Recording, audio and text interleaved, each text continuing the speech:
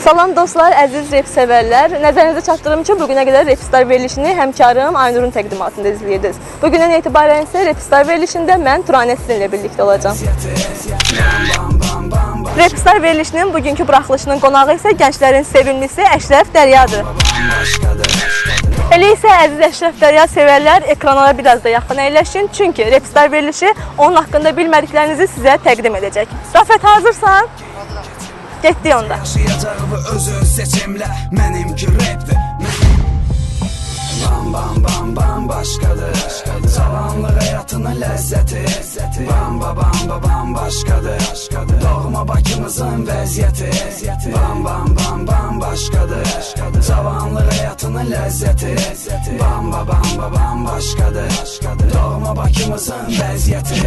Hər səhər mən oyanıram yuxudan. Doğma diyarımı gəzib dolaşmağa. Mən sözü və layiq geyim keçimdə. Necə yaşayacağımı özün seçimlə. Mənimki repdir, mənimki keyfdir. Mənimki hip hop, yeni stepdir. Gözəllər gözəli, nağıllar aləmi. Doğma diyarımsan Bakı, səndə xatirələrim var. Sən yadigarımsan Bakı. Baxdıqca baxıram, doymaq olmur. Qan qarışır sənə, soymaq olmur. Cavanlıq dövrünün ləzzəti sənsən. Ömrümün dəyəri, sərvəti sənsən. Dəli aşiqlər sevgi dilində. Siz örnəksiz əsil sevgiyə görə yazıram qələmim əlimdə. Rap sənətindir, bunu bildirməyə. Unutma, gedən ömür daha geri dönməz. Dünyada əbədi heç nə yoxdur. Xoş günlərindən xatirə saxla. Kanal 13 izləyicilərinə özünüzü necə təqdim edərdiniz?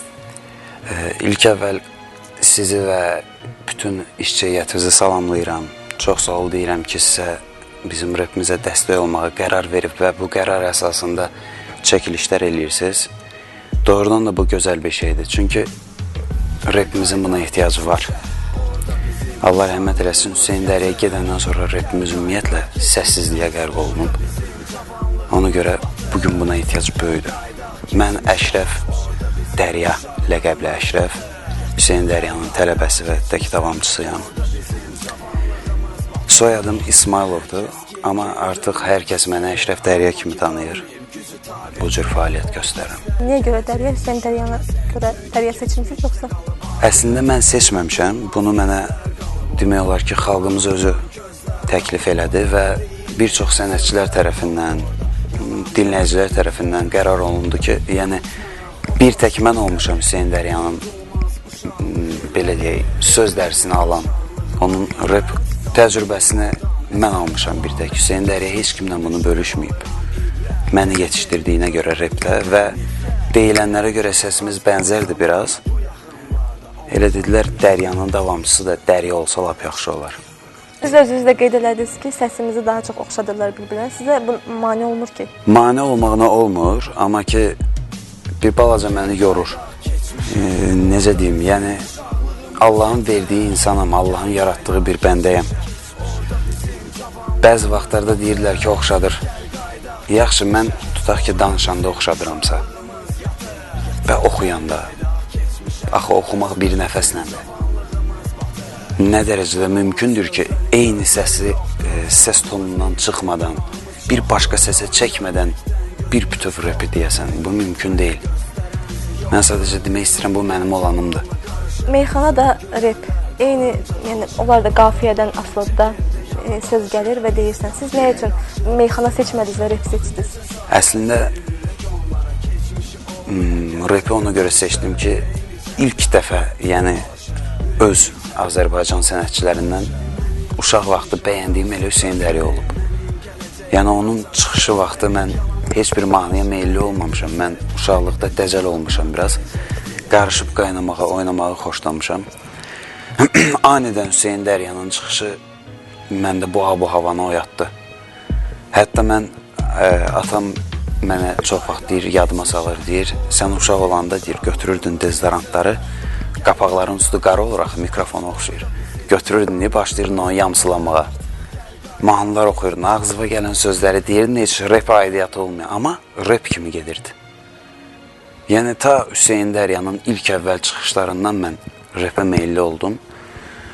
Get-gedə özüm də hiss eləyirdim ki, elə mənə rahatçılığı gətirən də budur. Mən rapi deməyəndə çox narahat oluram. Bilirsiniz, insan var ki, ağlayır, ürəyini boşaldır. İnsan var, içki içir, ürəyini boşaldır. Hər insanın bir dərdinin çıxışı yolu var da. Məndə rəpdir.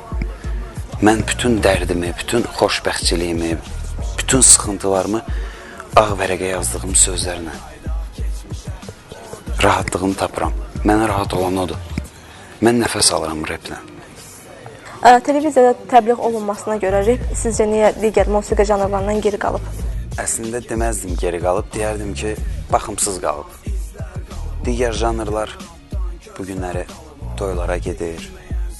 Digər janrlara bugün efirlərdə yer verilir. Ona görə ki, repdən başqa nə ki janr var, show biznes adını tamamlayan janrlardır. Əməlli başda show göstərirlər. Yəni, rusların bir sözü var, ne seriozno davranışları ilə, hərəkətləri ilə, sözləri ilə, həyata keçməyən, belə deyək, fantaziya ilə deyilən söz real ola bilməz. Amma rep ona görə bugün gündəmdə deyil. Ona görə geriliyir get-gedə ki, rep azad söz deyilişidir və repin söz sərhədi yoxdur. Rep qorxmazlıqdır. Rep gərək repersənsə, əgər o adı qazanmısansa, sən gərək qorxmadan bütün sözləri tam açıq-aşkar şəkildə deyəsən. Yəni, sənə sərhəd yoxdur. Reper ona görə bugün geriliyir. Kim istəyər düz sözə beləcə üstünlüyü versin? Düz söz olan yerdə kasıbçılıq var. Düz söz olan yerdə davadalaş var. Düz söz olan yerdə söz-söhbət var. Düz söz olan yerdə düz adam olmalıdır. İndi düz adam azdır. Repin toyxanalara çıxmağına münasibətiniz? Münasibət deyəndə ki, mənim özümə də təkliflər gəlir toyla bağlı. Hətta bir-iki dəfə getmişəm də. Mən toy bazarına çıxmıram. Amma niyə də olmasın, əgər mənim dinləyicimdirsə, əgər məni bəyənirsə, mənim oxuduğum repləri, dediyim repləri sevirsə və istəyirsə onun həyatında bir dəfə olan toyunda xatirə olsun. Mənim oxunuşum onun toyunda iştirakım. Mənim də, əgər mən reperəmsə, toyun da, belə deyək, yağlı yeməyindən başqa qazmaqlı aşır plovu da gəlir. Yəni, şən mahnı varsa, qəmli mahnı da var. Oynayan varsa, oynamayan, dinləyən də var. Yəni, bugün estrada mahnılarından çox istifadə edə bilərlər, amma rep də dincəldə bilir insanı. Yeri gələndə əyləndirə də bilir. Mən də diskoteklə vaxtlarda, yəni, toyun müasir gənclər üçün ayrılmış vaxtı ki var, müasir mahnılarla. Orada mən də oxuyuram, pis də alınmır. Və deyərdim ki, eybi yox, rep yatmaqdansa toyda getsə də yaxşıdır. Reperlərdə xüsusi aksesuarlar olur ki, üzük falan, yəni sizdə də görürəm. Bunun xüsusi bir simvolik mənası varmı? Məna daşırmı? Əslində yox, mənim öz fikrimdir bu. Amma mən xoşlayıram. Yəni, şəriətimizdə də buyurub ki, kişiyə gümüş, belə deyək, yarı-yarıda, yəni kişiyə məxsus olan gümüşdür, qızıl deyil. Əgər gümüşdəndirsə, niyə də üzüyün, qolbağın, saatın olmasın? Kimisi görünüşə görə, kimisi. Mən misal üçün vərdişkarıyam. Mən hətta mağazinə gedəndə belə üzüklərimi, qolbağımı, setimi taxıb gedirəm. Evdə olanda çıxardıram, amma çölə çıxanda taxıram yerinə. Vərdişimdir və sevirəm mən belə şeyləri.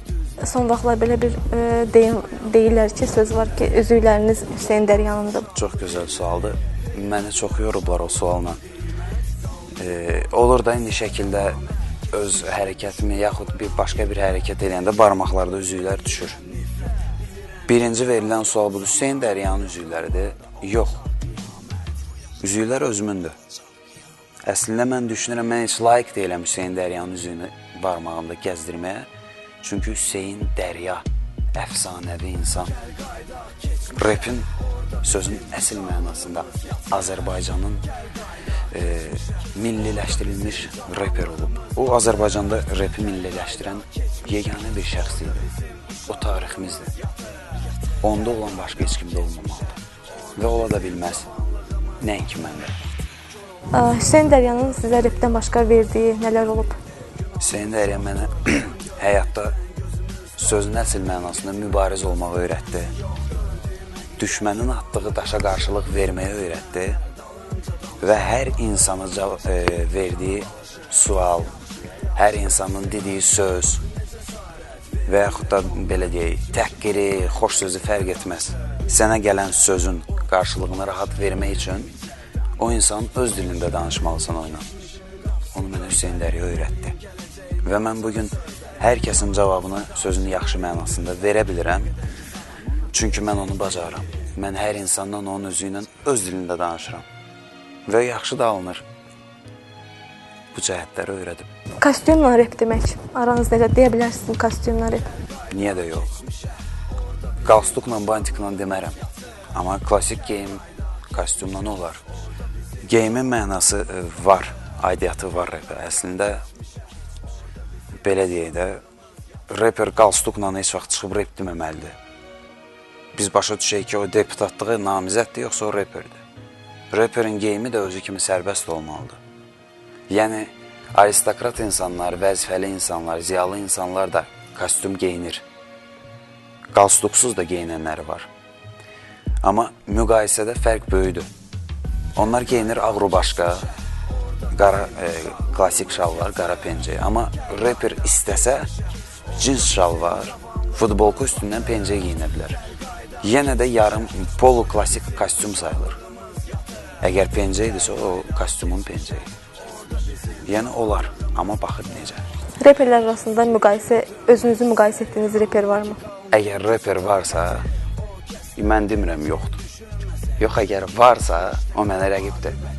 Sənətdə rəqibdir. Mən misal üçün tanıyıram, misal üçün bəzilərinin adını da çəkə bilərəm ki, məncə öz sözlərini deyə biliblər. İndi fərqi yoxdur.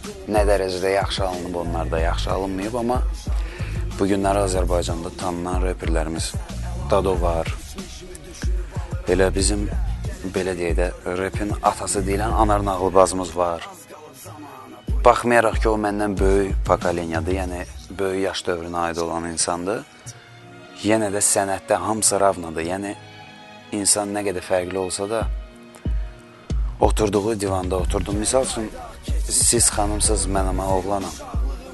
Siz ayrı stolda otursaydınız, mən burada otursaydım, bizim sizlə heç bir danışığımız baş tuta bilməzdi.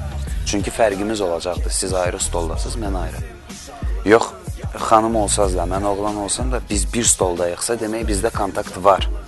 Yəni, biz bir məxrəcə gəlib çıxa bilərik. Sənət də elədir. Fərq etməz qocamandır ya cavandır. Əgər reper adını, statusunu qazanıbsa, repdə varsa, o mənə rəqibdir. Amma rəqib olmayanlar milyonlarlandır. Bam bam bam bam başqadır. Cavanlıq həyatının ləzzəti. Bam bam bam başqadır. Doğma Bakımızın vəziyyəti. Azrepdə görmək istəmədiyiniz adamlar varmı? Azrepdə kimlər ki məni görmək istəmir, ilk əvvəl onları görmək istəmirəm.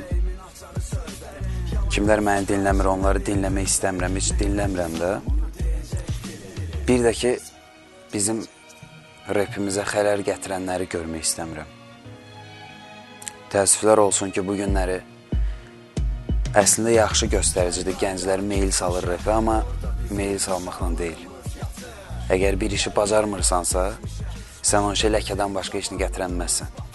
Yəni, ziyan vurmaqdansa çəkilib qıraqda otursalar, yaxud da belə deyək də, hamı bilir ki, kasıb bu dünyada qonaq ağamız, kasıb əziyyət çəkir. İnşallah ki, çox güman ki, o biri dünyada Allah Taala cənnətlə mükafatlandırır. Bu keçsinlər, yaşıl bazarda araba sürsünlər rep deməkdənsə, o dünyada əvəzini çıxarıq.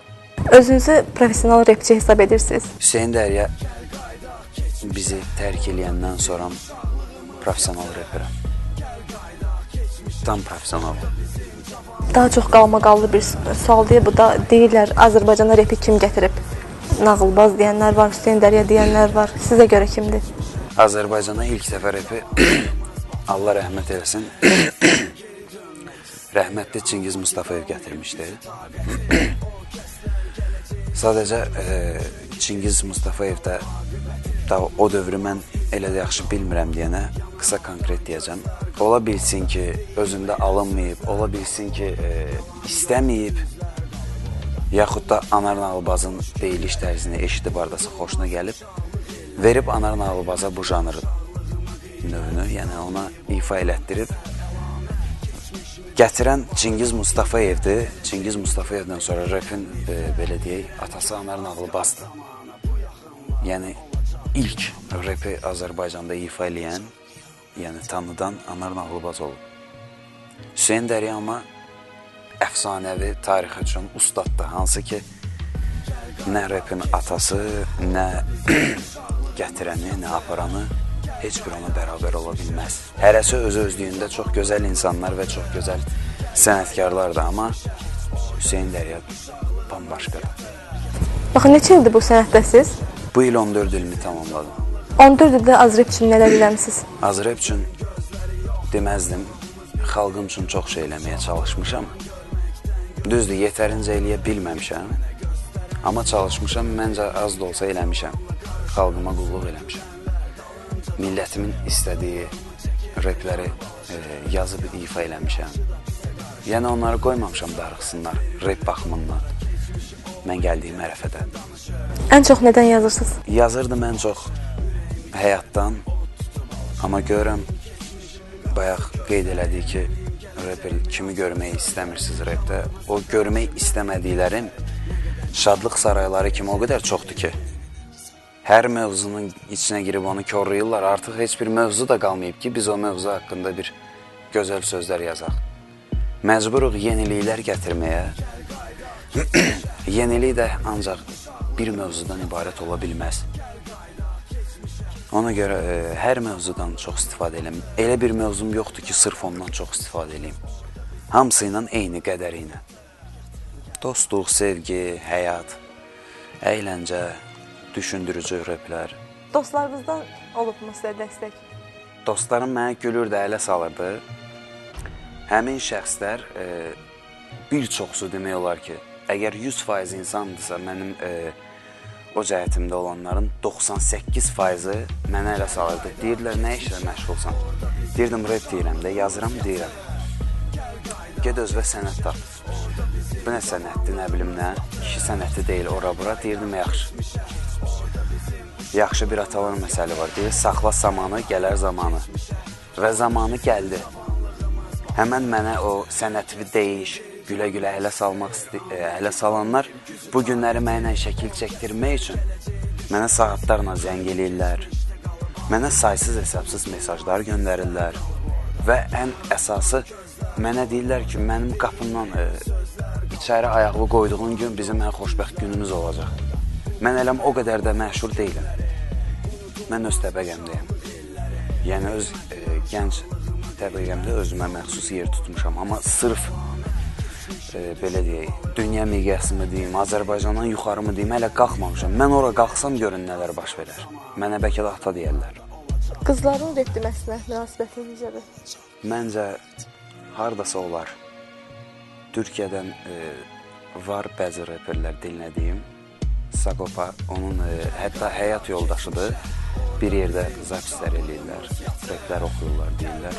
Misal üçün, mən onlara qulaq asanda o qızın deyilişi mənə xoş təsir bağışlayır və sırf repə uyğunlaşır. Səsi düşməsə də sözləri düşür, deyiliş tərzi düşür.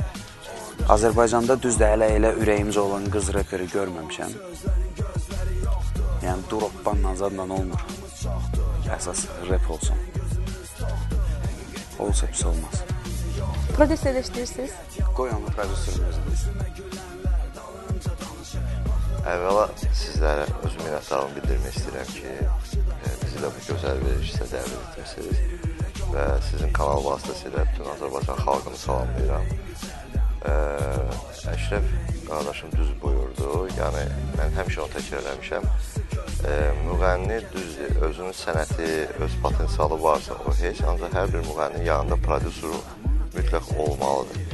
Əgər söz doğrudan da əsl mənada düzgün və işini bilən prodüserdən gedirsə, yenə mən təkrar edirəm, yəni musiqili prodüser ayrı şeydir, menecer ayrı şeydir. Özü, əgər o insan gəncdirsə, ilk addımlarını atırsa, ona doğrudan da həqiqətən sözün əsl mənasında yaxşı prodüser lazımdır.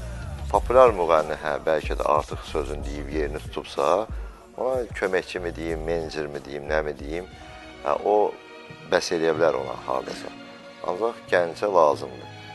Əşrəfin yanında köməkçi olacaq və o köməkçi də mənim köməyimlə, göstərişlərimlə o işini əməl edəcək.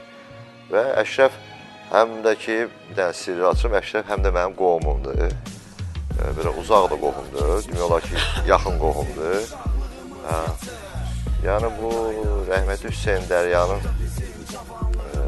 söhbətindən sonra, vəfat etdikdən sonra, yəni bu söhbət ortalığa çıxdı və mən əvvəlcə qarışmırdım açığı Əşrəfin işlərinə, çünki Əşrəf biz balaca orada bilirsiniz də söhbətlər gedirdi Hüseyn haqqında, Əşrəfin də başı qarışıq idi, yəni mən qarışmırdım, ancaq sonradan Əşrəf oturduq biz və mən istərdim, görürəm ki, doğrudan da gənc istedadlı oğlandır, qohumluğumla öz yerində qalsın, özü istedadlı oğlandır və istərdim ki, doğrudan da irəli geçsin, həm Əşrəf adı kimi, həm də öz müəllimin adını yaşadaraq öz sənəti ilə öz işini göstərsin.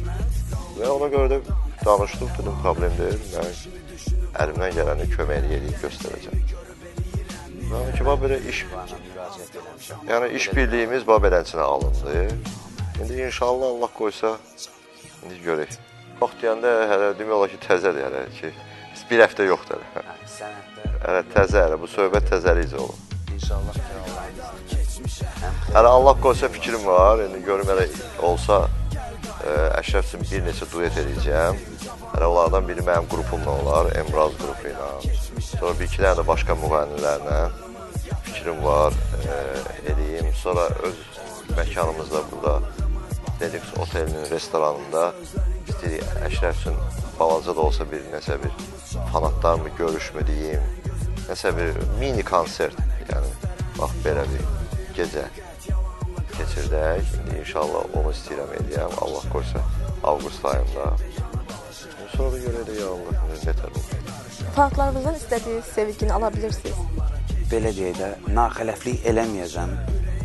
Doğrudan da fanatlar, dinləyicilər, hətta rəhmətli ustadımın dinləyiciləri də mənə böyük dəstək göstərirlər.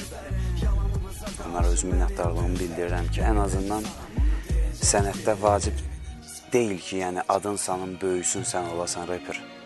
Sənətçiyə ilk əvvəl lazımdır onu qarşılayan, dinləyən dinləyicilərin alqışı, sevgisi, istəyi, tələbi, yəni bunlar olmalıdır.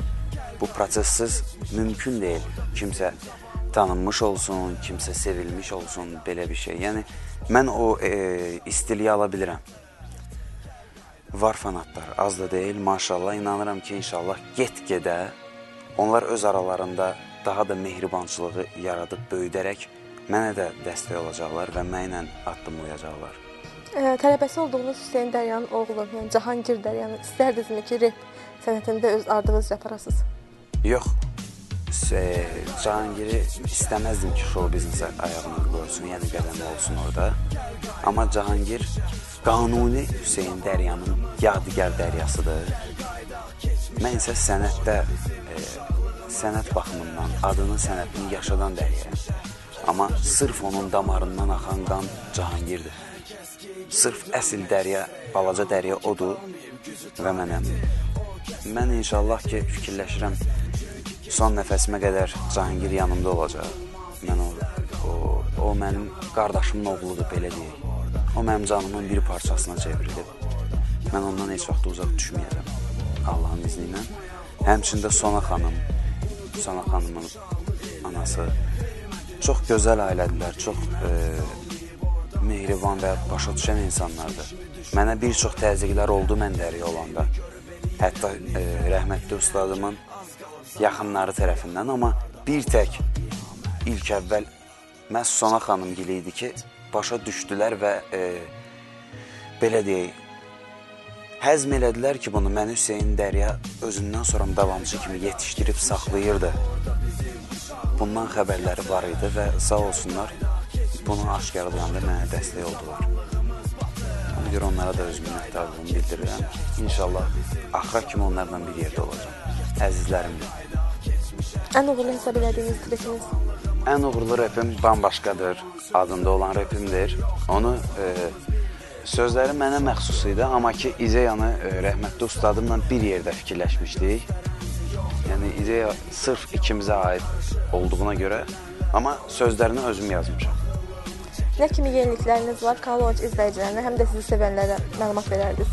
Yeniliklər inşallah çox olacaq, amma düşünürəm ki, bu açıqlamanı verməsəm düz olmaz. Duetlər hazırlayırıq, Namiq müəllim dediyi kimi, həm Elbrazasla, həm başqa-başqa və bir yaxın münasibətdə, dostluq münasibətində olan bir dostum var. Həm müğənnidir, gənc müğənnidir, Emil Xan, həm istedadlı uşaqdır. İnşallah ki, istəyirik onunla da bir duet eləyək, hansı ki, bizdən tələb eləyirlər. Əslində, bizim duetə heç planımız yox idi. Sözündüzü, heç mən fikirləşmirdim ki, biz duet eləyərik. Sadəcə çox müraciət eləyirlər ki, səsləriniz, oxunuş tərzinizi birləşdirsəz, maraqlı bir şey alınar. Biz də yox demədik. İnşallah ki, Emil Xanla da duetimiz olacaq. Elə bunun özü də bir yenilikdir. Elə ki, dostunuz özü bu haqda danışsın bizə. İlk öncə təşəkkürümü bildirirəm həm sizlərə, Azərbaycan xalqına və Kanal 13 izləyicilərini salamlayıram. Bayaq Əşrəf Dərya vurğuladı ki, duetimiz olacaq inşallah.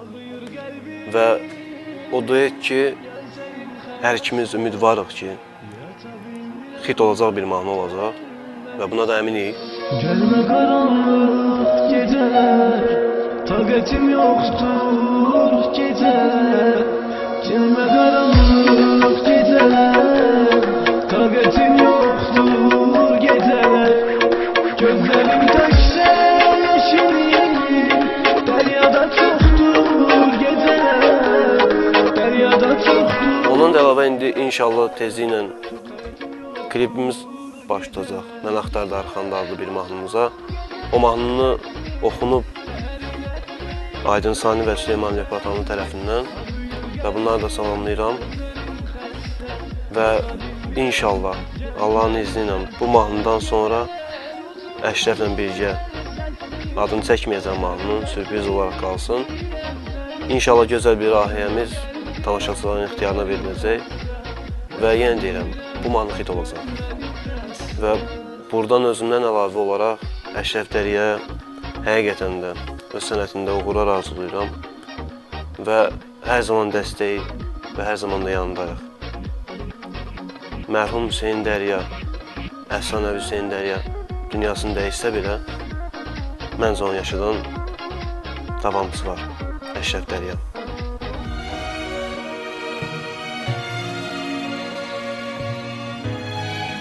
Sonda Kanal 13 izləyicilərinə son sözünüz. Kanal 13 izləyicilərinə mən demək istəyirəm ki, çox gözəl və düzgün seçim ediblər. Mən elə gəlir, çox maraqlı olacaq sizin çəkilişləriniz, gördüyünüz işlər. Çünki çox, belə deyək, surətli başlamışsınız işlərinizə. Ona görə də uğurlar arzu edirəm sizə, sizin simanızda, bütün işçilərinizə, rəhbərliyinizə. İnşallah xeyirli, uğurlu olsun və Loru dilində deyəcəm öz sözümü. Nə qədər də olmasa reperəm, mənim sərhədim yoxdur. Qoy sizin bu verilişiniz partladan olsun.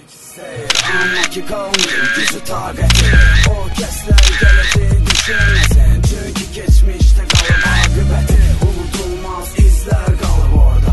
Sonda isə Repstar verilişi ilə bağlı nə kimi irad və təklifləriniz varsa və yaxud da siz də Repstar verilişində qonaq olmaq istəyirsinizsə, layihə rəhbərimiz MC Bozqurtun Facebook səhifəsi ilə və aşağıda gördüyünüz telefon nömrələri ilə əlaqə saxlaya bilərsiniz. İndi isə sağollaşırıq, hələlik dostlar. Qalmayıb oradan əsər əlamət, keçmişimi düşünüb alıram ibrət, gələcəyimi görüb eləyirəm nifrət. Bilirəm ki az qalıb zamana, bu yaxınlarda olacaq qiyamət.